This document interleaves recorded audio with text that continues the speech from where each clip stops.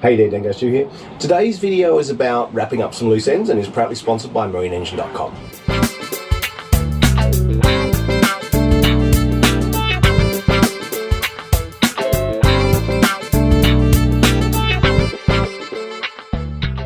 There's plenty of jobs that I did, the bulk of, but never quite finished. And this week I decided just to wrap those things up. The idea here was just to get in and look at all those jobs that I'd done the bulk of, and then either through not having the right part or sort of running out of steam, I just didn't get that last little thing done, getting that right connector or getting some paint on some stuff you welded. So this week's been about wrapping up all those kinds of loose ends. The hole we need to cut in this dashboard is really only kind of say 1 inch wide and about 70 millimeters long. See there, I'm trying to keep everyone happy. It's also offset, so we can't cut that hole, in the middle of the board here. We need to move it down in order to have the switch itself centered.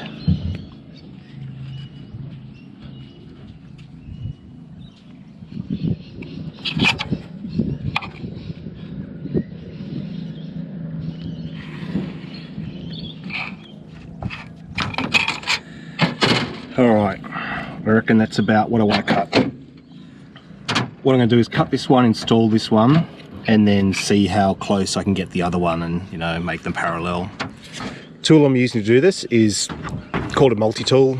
They do lots of things, but these plunge cutters are awesome. You can just do a cut straight down, saves you sort of drilling a hole, the width of your jigsaw blade, all that kind of stuff.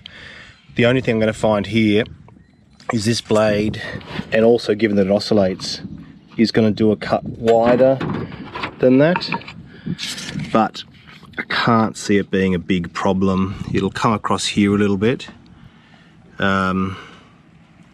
maybe even come under the holes here a small amount, or maybe below, but it'll still leave timber for us to put our screws in, and that's all that really matters. It's just important that it doesn't come past the outside edge and that we don't lose timber below the screw holes.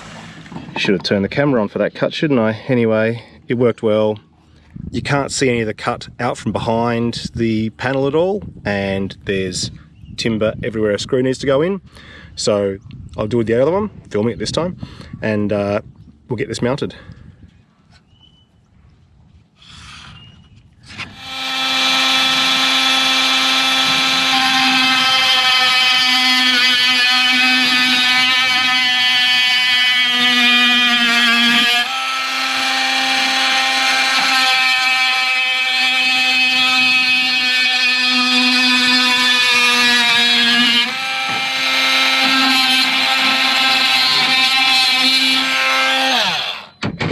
First time I did a straight plunge cut with the blade, which I knew was wider than wider than the opening I needed, but not wider than the covering. This time I actually just angled it, and yeah, it worked all right. Probably better technique. Looks a bit narrow though, I'll just make sure it fits. Yep. Okay, obviously I've got a little bit of fine movement here with the hole being slightly larger, so I'll just get them positioned a bit more accurately and then screw them in. Reasonably light gauge stainless steel self-tappers going into this timber without drilling just fine.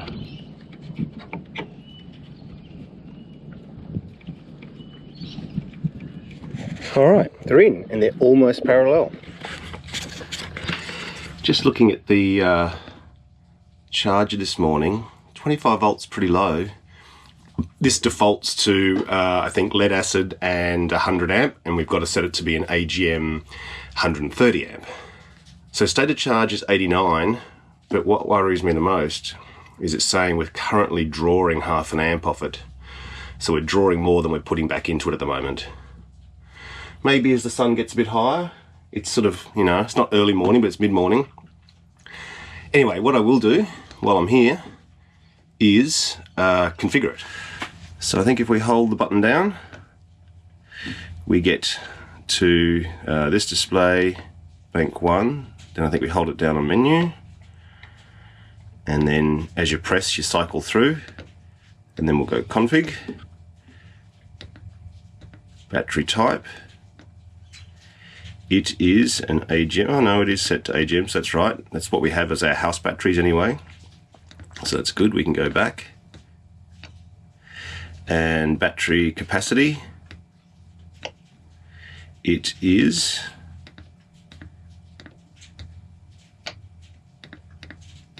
130.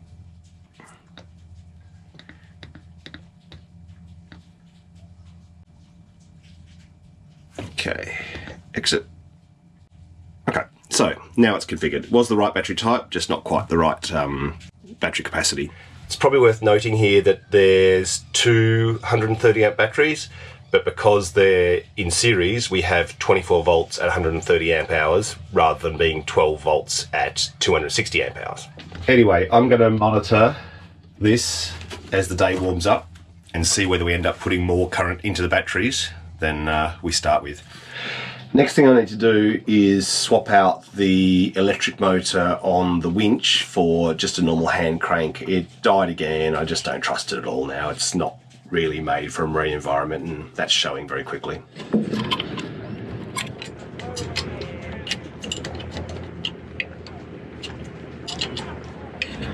Just taking this Allen bolt out so that I can get the cable out and put the new one in.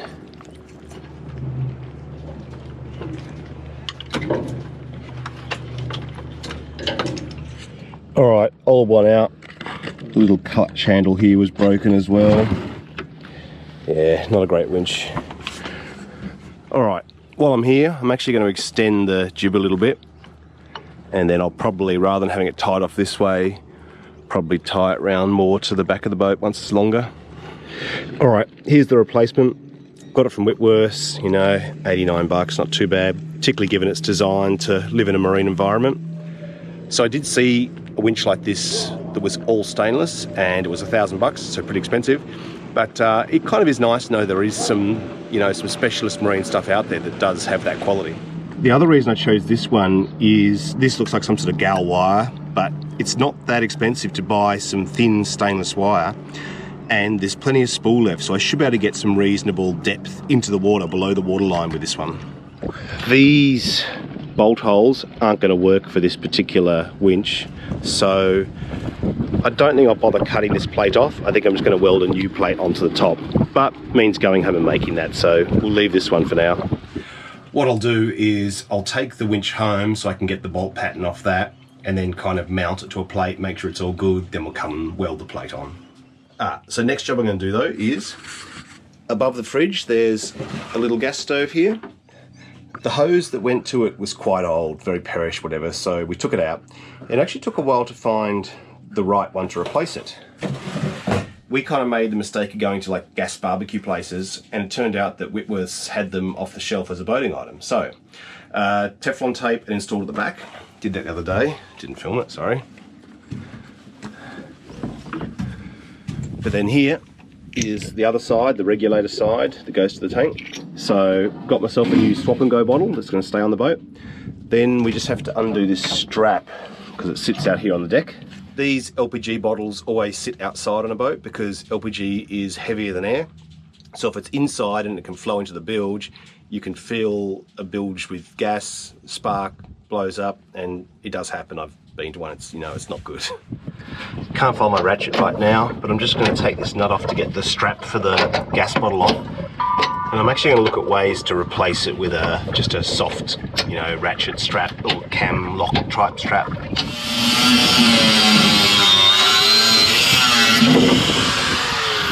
Nick the U-bolt a little bit, never mind. Anyway, I'll just get my hammer and get this off.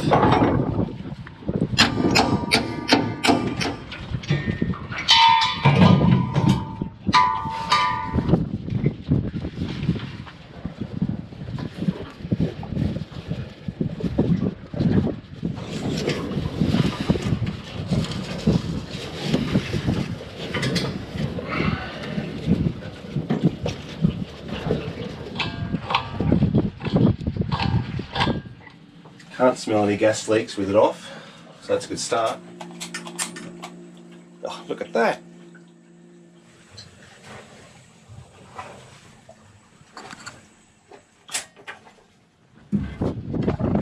turn the bottle off each time, but pretty pleased about that. I knew it had the stove, and yeah, we kind of got rid of the old hose for it because it was looking really dodgy, but yeah, new hose, 40 bucks I think it was at Whitworths. Swap and go gas bottle, and we're in business. Although I don't think it's going to pop off under tension, this is obviously temporary. Plan will be to make a loop like this, cut this off and have a loop on both sides. This is where a life ring was hanging before, by the way, as well, and it hits here. They're actually both badly positioned. This one needs to come across a bit, maybe they're not with the door either. So this one I'm actually thinking of putting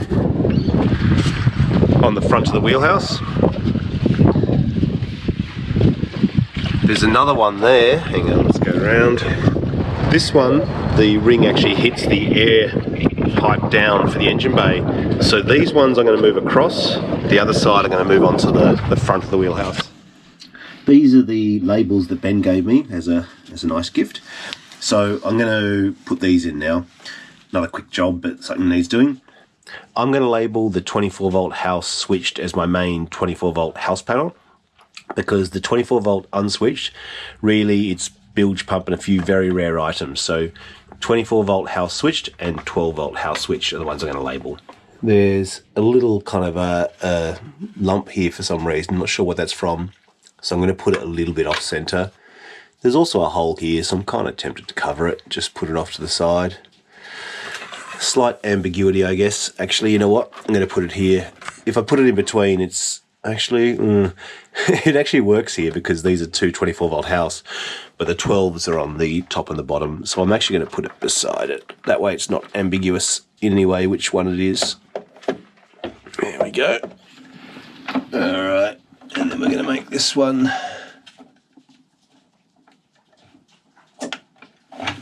house. There we go, 12 and 24. We're saying another question I get all the time at the moment is where's the, the cabin for sleeping on this boat, and it's directly below the wheelhouse. So I'm standing in it essentially right now. So fuse panel wheel here, and then underneath here, don't know if it's show it all. I've got to get the grinder in, clean all this up, reprime it, but this is where the bunk is underneath.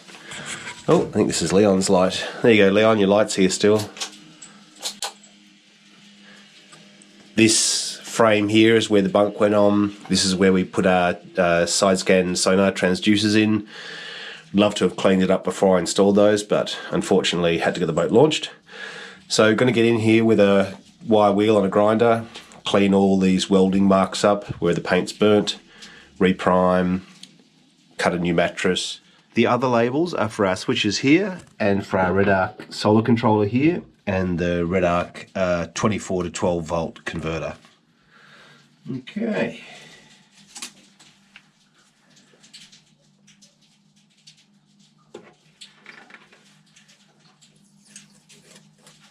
Much better. All right, the other Red Arc unit's our solar regulator.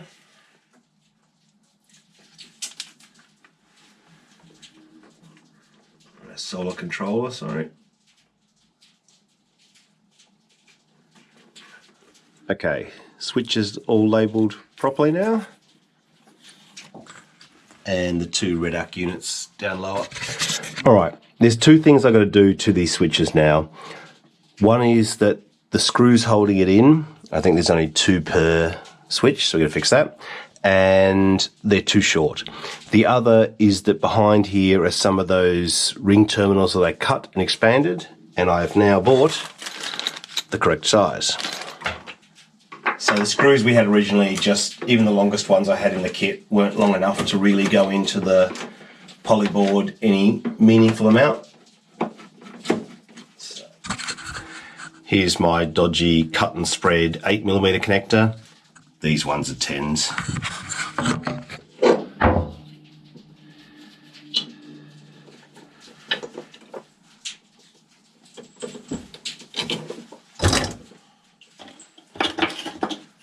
Put a heat shrink on.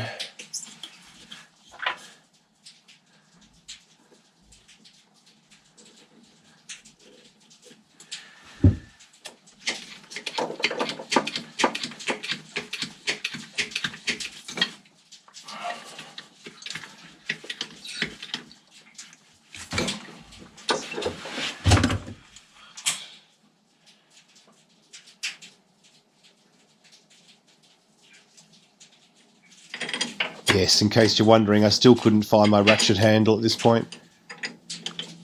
People have been asking a lot about a dielectric grease on the back here. I'm actually going to try some of this stuff called Strike Cold. If you spray it on something, dip it in water, water just runs off. It's a really good protectant for stuff. It's also a dielectric, so you can spray it on electrical devices and submerge them and run them. It's amazing. Like he does a demo at the stall on it. But really good for protecting electrics from moisture. So I'm actually just going to spray the back of these switches before I reinstall them with the longer screws. Oh, strong smelling stuff, but apparently does the trick. Oh, well, here people often ask what that noise is, that kind of crackling noise, and it's just lots of little sea critters against the outside of the hull, and occasionally, you know, water lapping against it too, but that's what that noise is. Another job to do is just put a bit of Velcro behind Steve. People often ask in the video, who's the picture of? So the character's Steve Zissou from the movie Life Aquatic, that's played by Bill Murray in the movie. And it's really a bit of a kind of a homage to Jacques Cousteau.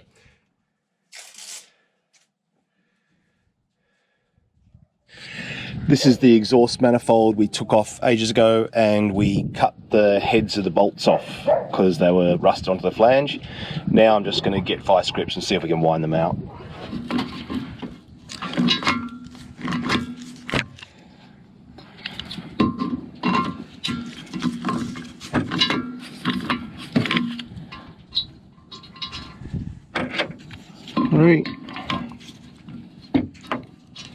Alright, not too bad in the end. Done. Another odd job. I've got to get the grinder out to do the deck. This pipe has a hole in it here. I think I'm just going to cut it back to here. It just had a soft hose on it. We'll just push it further on. I'm just trying to get rid of all the little jobs on the bench at the moment because there's a piece of steel I cut from the main sheet, and I'm going to use that to repair the deck today as well. Well, at least get started on it. And I want to be able to work on the bench, so we'll clean this up. These are some little homemade underwater lights that I made in a previous video. I'll put a link to that in the description. They've got halogen globes in them. I'm going to try and make newer versions with LEDs because of the heat and the power consumption, longevity, all that kind of stuff. But they're made, so I may as well use them. I'm actually thinking what I'm going to do is just hang them off the back and use them as sort of underwater lights just off the back of the boat for fishing and that kind of thing. So we'll give that a go soon. What I'm going to do is just wire them up together in parallel and add an Anderson plug to the end. That way I can just plug them into the lazarette whenever I want to use them.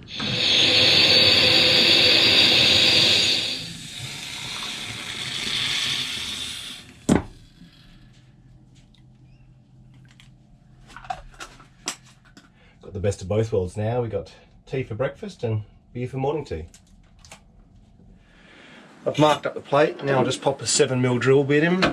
We're going to be tapping 8mm holes. I think the spec is actually a 6.9mm drill bit, but don't have one of those, so this will do.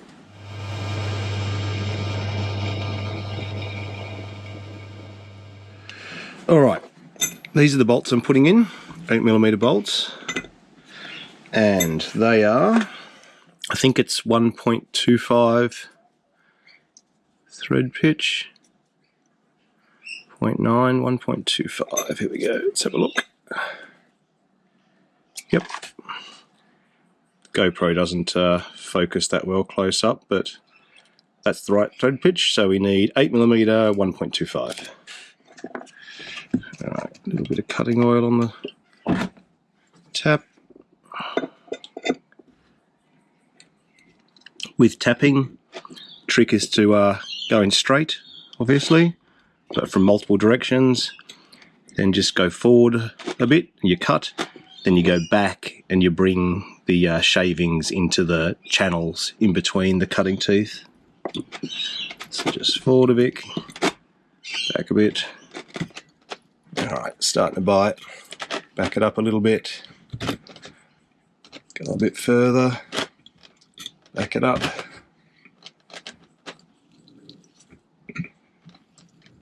Arne actually prefers putting grease on a tap because he reckons it kind of holds the shavings, keeps them in place in the channels. And I must admit, you look at the tap afterwards and it does look like it works well that way.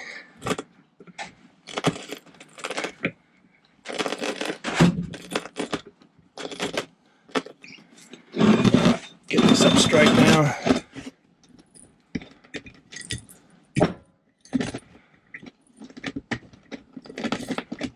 Get them done. Let's take this out to the boat. Actually, we'll test a bolt in it first.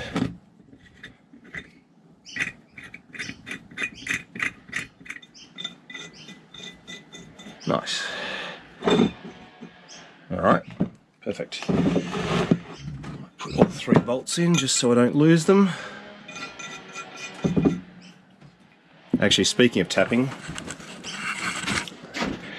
I'd really like to get this air compressor working again. I think I showed ages ago in that sort of day in the life video that it had died because the on-off switch and everything, the pressure switch had snapped off from here.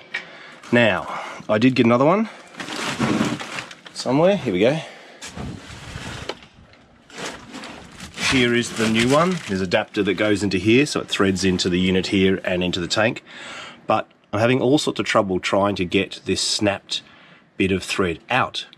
So I'm not sure what to do. I've tried a big easy out, like the size I use for spark plugs, no luck. Tried sort of trying to chisel it away. It looks very thin walled, so I tried that. So I may actually have to drill this and tap this again to get the new one in, or I may be tempted to slot it in as best I can and then braze around it or something. It's a pretty old compressor, but I'd love to get a few more years out of it.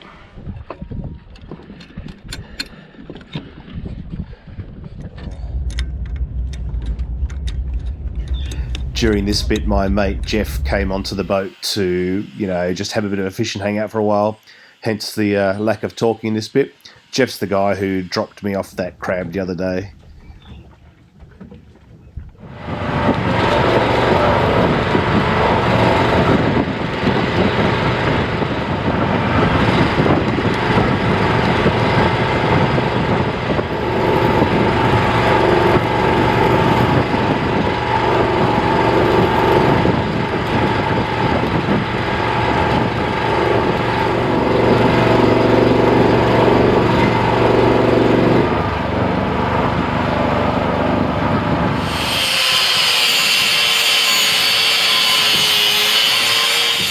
Decided just to use a little bit of zinc primer on the welds.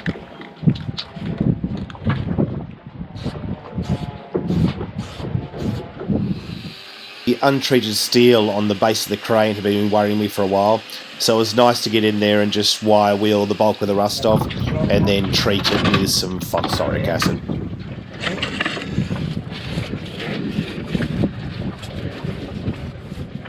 While I've got this phosphoric acid out, I'm going to coat this grapple with it again. I had this grapple in the electrolysis bath for a while, but it'd be good to passivate it now anyway before it gets too rusty again. Better wear a glove now, given I just dropped the whole brush into the bottle. So this grapple I actually found while I was diving one day. It's the sort of grapple that mooring contractors will use to find lost moorings. Just hook the chain and then it's strong enough, the flukes are really short and strong, so that you can lift the mooring on deck with a winch. Oh yeah, it's handy. I'll have that. Alright, got the tender hooked up now. The hull's pretty dirty already, so definitely time to lift it out. We'll see how hard it is with this hand winch.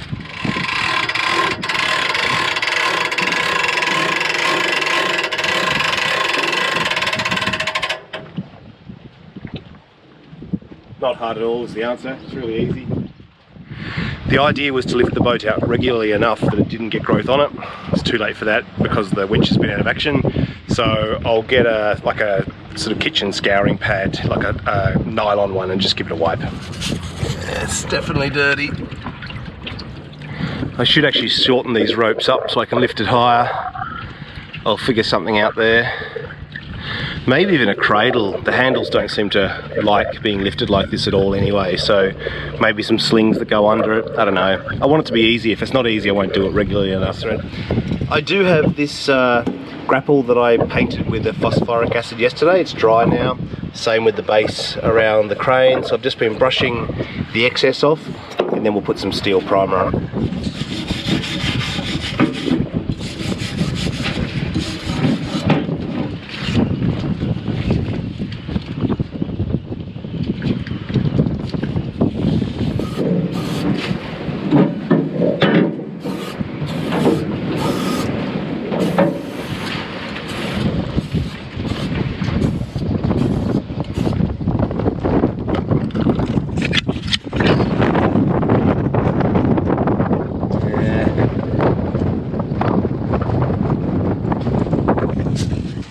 Turning into a pretty crappy afternoon.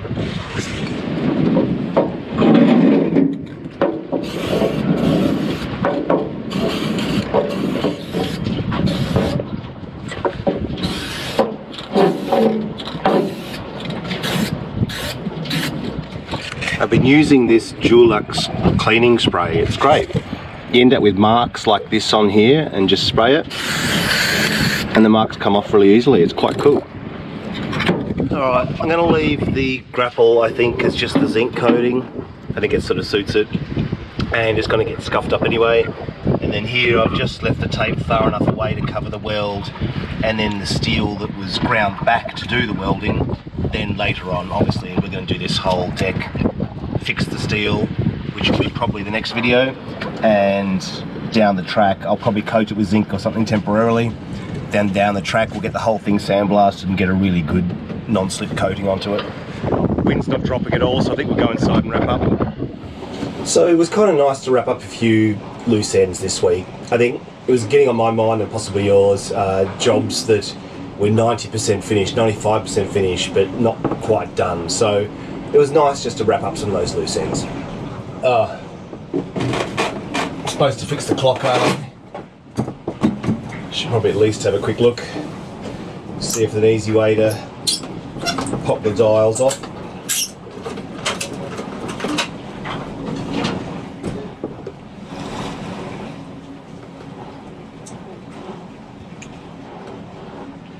Nah, it's too hard. I know a lot of you want the clock fix. I'll get around to it. Yes, I'm just going to buy one of those clock units, then we'll install it. Shouldn't be hard. Another thing I do want to do that people mentioned is just cleaning the solar cells. Ever since I've had the battery monitoring, I've really been paying a lot of attention, and it's actually been really good too. So I notice I come in the morning and go, oh, why is the battery down to 60% instead of 80% in the morning? And it turns out I go, oh, I left the inverter on or something. So it really does give you a clue that something's not the same as it always is. You know, go find out the problem.